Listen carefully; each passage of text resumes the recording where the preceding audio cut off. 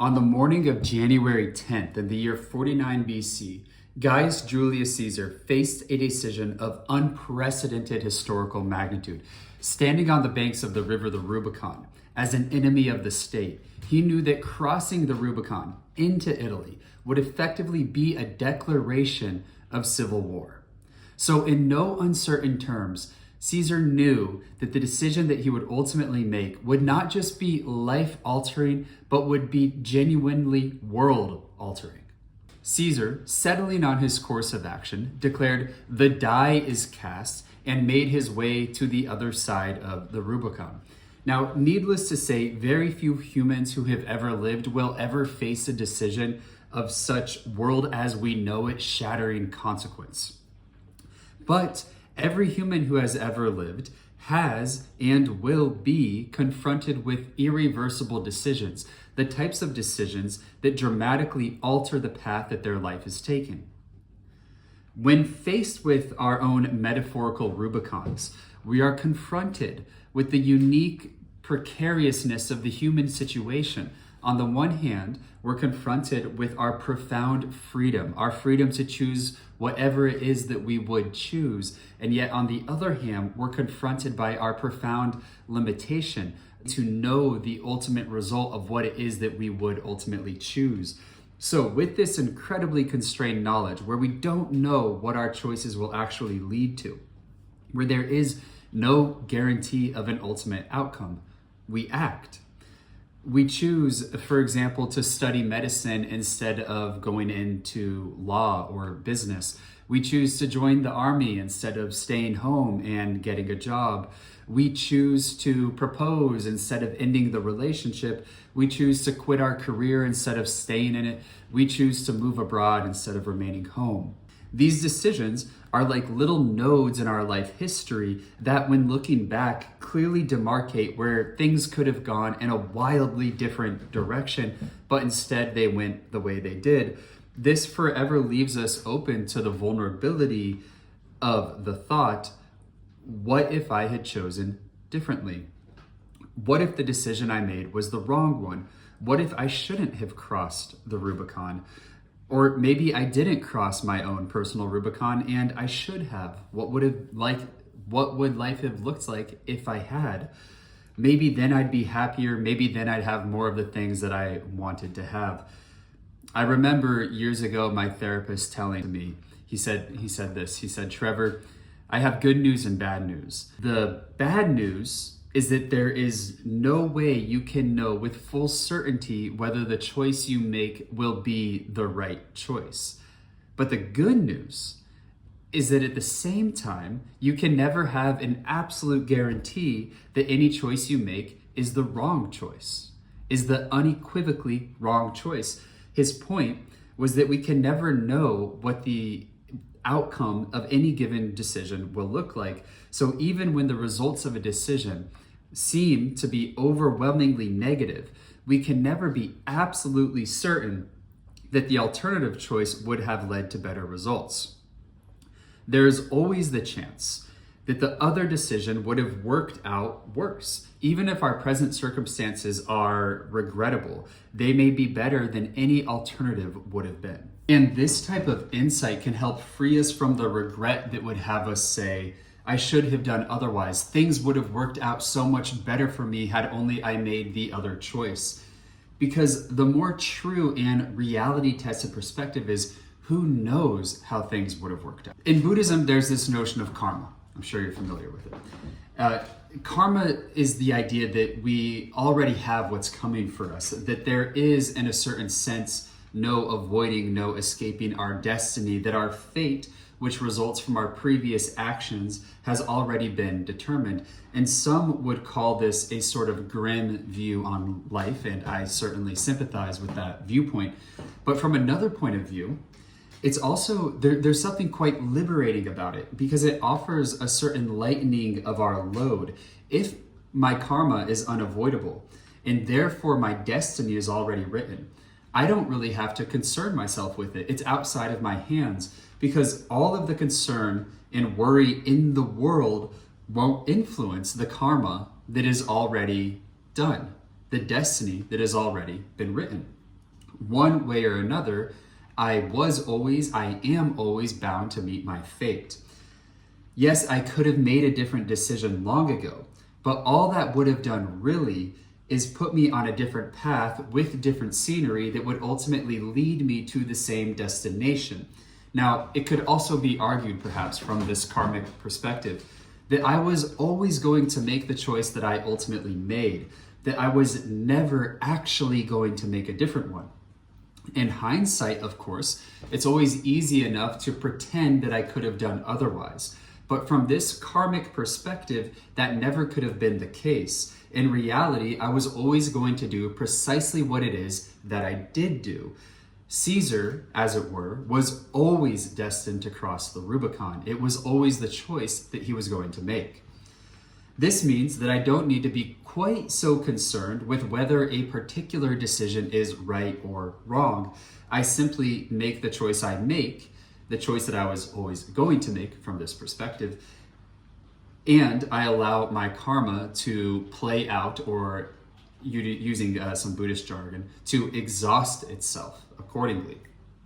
Now, if what I did is always what I was going to do, and if what I decide next is always what I was going to decide next, regardless of the current agony I feel over what choice I'm ultimately going to make, then I can actually relax. I can let go of the hubris that has me convinced that I could know fully and truly what is best, and that I could choose of my own accord what it is that I'm going to do. I can let go of the fantasy that I ever could have done something different. Regret and remorse from this perspective are seen to be utterly void of any meaning whatsoever. But maybe this idea of karma isn't up your alley, which is fair. In that case, let's explore the Latin phrase Amor Fati. Amor Fati translates to love your fate. Nietzsche repopularized the term in Book 4 of The Gay Science, and his basic premise was that for a human to achieve greatness, and I quote, one should strive so as to want nothing to be different, not forward, not backward, not in all eternity, not merely bear what is necessary, but love it, end quote. Notice that the phrase isn't placet fati, which would mean like your fate. In other words, you don't have to like your fate in order to love it. You can very much love something that you don't quite like or that you don't exactly prefer. I'm sure every parent is familiar with their children behaving in ways that they do not like, and yet, although the parent doesn't like it, it doesn't stop the parent's natural expression or feeling of love towards the child in that moment. The invitation here isn't to deny the fact that there might be some truly undesirable consequences of your previous decisions, but nor is it to admonish those decisions or to rail in miserable anguish against your former self. It is instead to practice an attitude of love towards your current situation, towards your life, exactly and precisely as it already happens to be. And, of course, to practice an attitude of acceptance or love to whatever it was and however it was that you ultimately got here. It is to practice loving that which you'd rather not experience. You don't like it, sure, but your dislike towards it, your hatred of it, doesn't actually change it, and it certainly doesn't allow you to go back and rewrite it. Your resistance, your reluctance, your animosity, your regret, all of those things only harm you. So why not try saying yes, a resounding, all-inclusive, wholehearted yes to precisely the life that happens to be in front of you right now? Because in this moment, there is no other life available to you. Which leads me to the last point. Our previous decisions, no matter how big, how monumental they may have been then, pale in comparison to what we can do now. Indeed, the previous decision is such a small component of our current life that to dwell on it for any length of time is a total waste of time.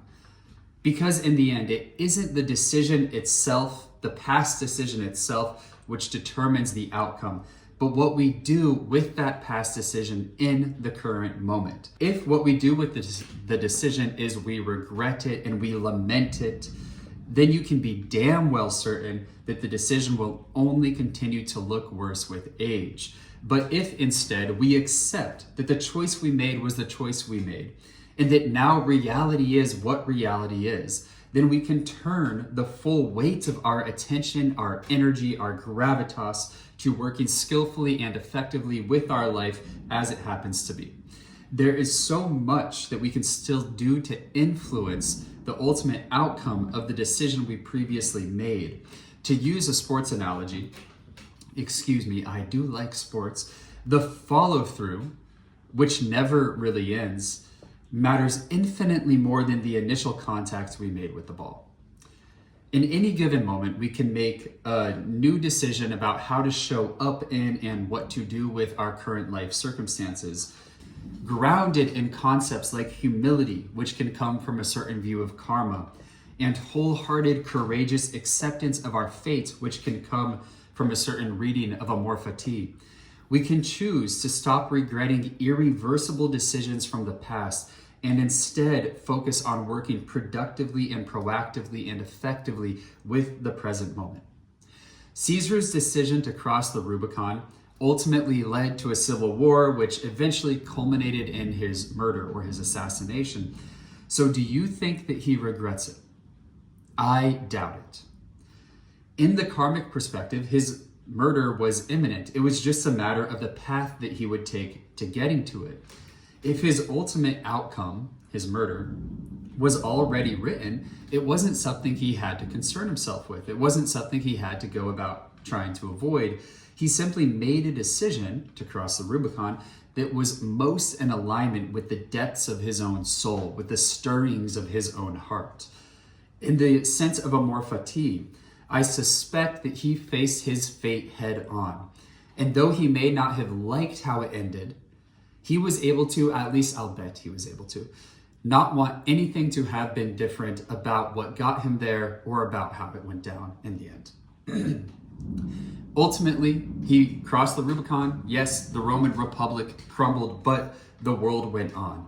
Rome itself even went on. So even when our decisions change the direction that the world is going in, and of course most of ours won't, we are still but a tiny, a significant, but a tiny speck in a vast universe that seems relatively immune or indifferent to our doing this or our doing that.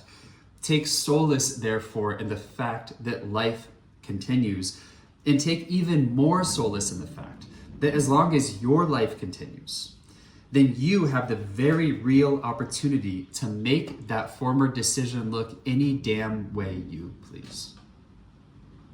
Thank you very much. See you in the next video.